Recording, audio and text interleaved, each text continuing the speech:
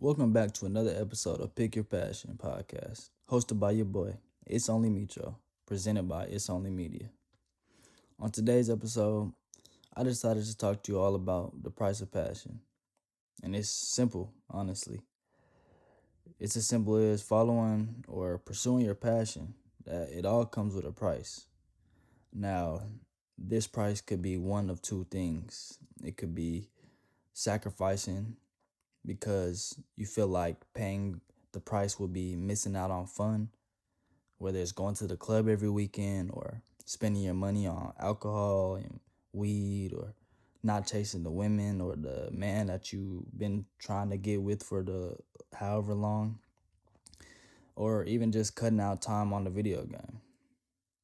But it's always two sides to every coin because the price can be missing out or it can be locking in and creating what you always were meant for and deserving. The good side of picking your passion is the inevitability of success. 90% of people fail at their true passion, not because they weren't talented or smart enough, but because they quit before reaching their full potential.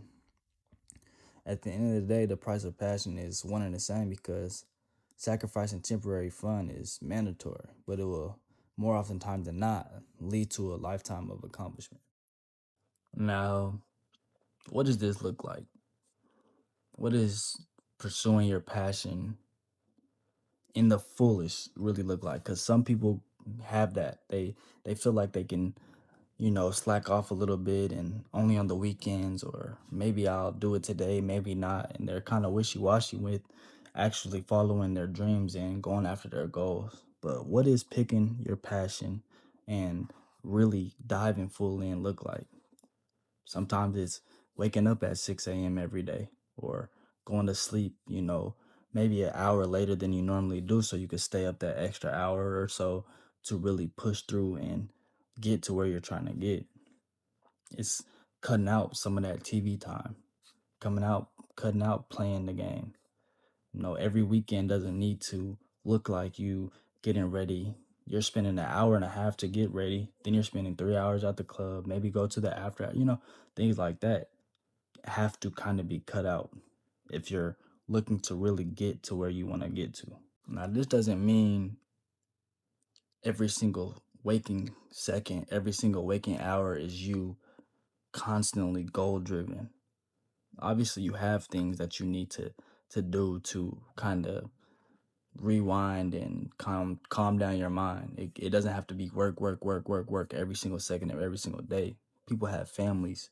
People have, hobbies that they enjoy, or people like relaxing and just taking time to kind of digress from everything and, easing their mind and kind of just taking a mental break. And that's necessary. It's almost as necessary as putting in the work, just like working out, for example. You don't work out for 7 hours every day, just constantly lifting and lifting and running and running. No, you have days where you're kind of just stretching, just to kind of give your muscles a cool down. It's essentially the same thing. Your brain is just another muscle at the end of the day. So, but it's relaxing in the right way. You shouldn't sit in your bed for 3 hours before you're going to sleep, scrolling on TikTok or Instagram or watching unnecessary YouTube videos. Maybe cut in some of that time with the audiobook, or cut in some of that time with reading the actual book, or watching videos that are going to help you with what you're trying to pursue. Because at the end of the day, those videos are almost just as important as learning from your own mistakes because it's research. You're researching things that can help you. So, for example, media, whether we're looking to start our own podcast or looking to direct movies or be a videographer, you need to watch things or read things that are necessary to your field so you can actually learn and apply it to the next days of work. Sometimes you gotta take that last hour of your day to map out the next day and kind of just relax your mind and ease out and go into the next day with a full head of steam of actually doing what you want to do. And sometimes you could take a full day off and go back to doing the things that you did for that temporary fun for that day because your mind needs that. Your mind needs those days where you're kind of just cool and relaxed and having fun just so it can not get overworked and it's not getting overstimulated with constant pressure of, oh, I need to make it, because that may change your mindset to a point to where no matter how hard you're working and you may not be seeing the results you want, it can kind of stress you out because you feel like you're putting in so much work and not getting it done. So those days will be necessary to be, okay, I am normal and I do have to still work harder and still kind of ease into it and not expect everything to come to me overnight. So those are necessary for those kind of moments. Anytime I study any of the greats that I kind of not necessarily idolize, but look up to and hope to kind of accomplish a little of what they accomplished, the Kendricks, the Nips, and most importantly, Kobe, because just their mindset with I devoted my time to my craft. I studied every single angle of what worked and what didn't, so I know what to do and what not to do. I studied every single strategy to market correctly or to master getting this sound right or getting this move right or however it looks in whatever field you're in. And it's just like Kobe said, he used the world as his library. He realized what he wanted, what goal he wanted to set, and anything outside of that was a distraction.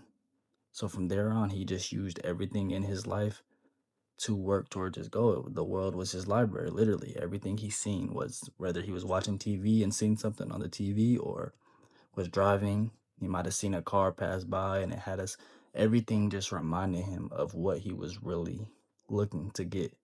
And I think that's important to kind of just train your mind to be dedicated and train your mind to be focused, just completely focused on everything that you need to be the best that you possibly can in your field.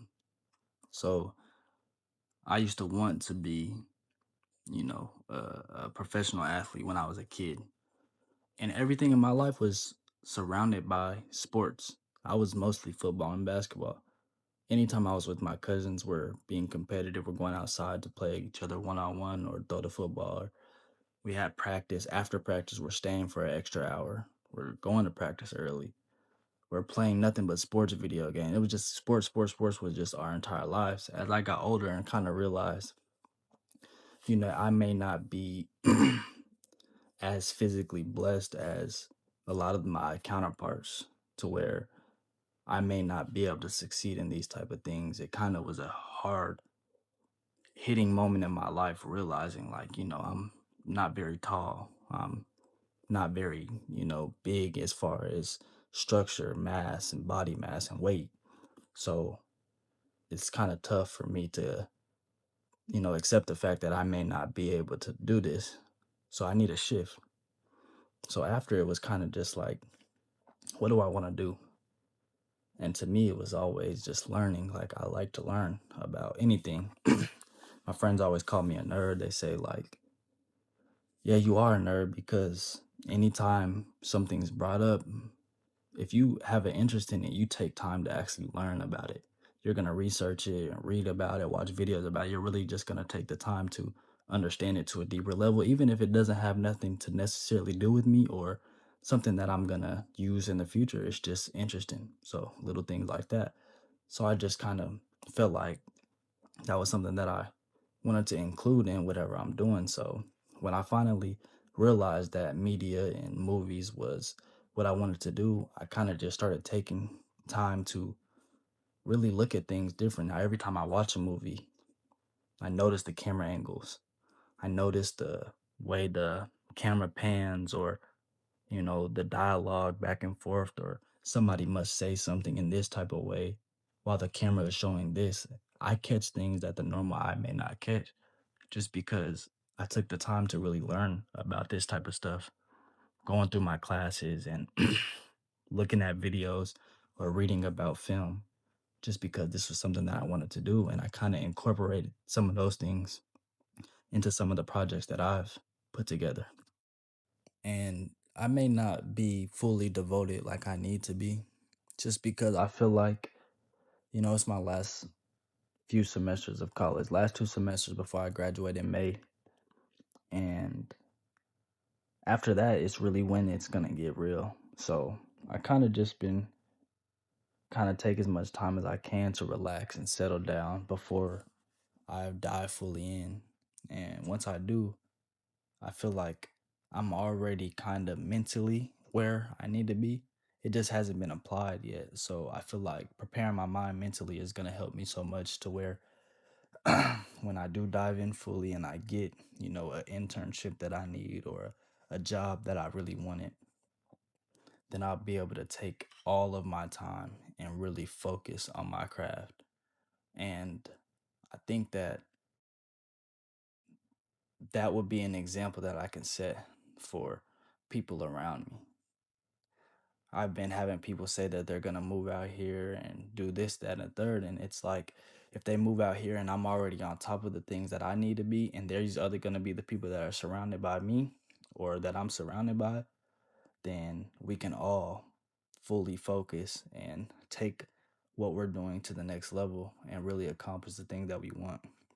And I don't see it any other way, honestly. I'm fully blessed and fully aware that if I just lock in that it's inevitable, like I've been saying, that it's gonna work. It's gonna make sense in the end. So I just feel like my price of passion is success. It's gonna start with the sacrifices and it's gonna end in success, and what more could I want?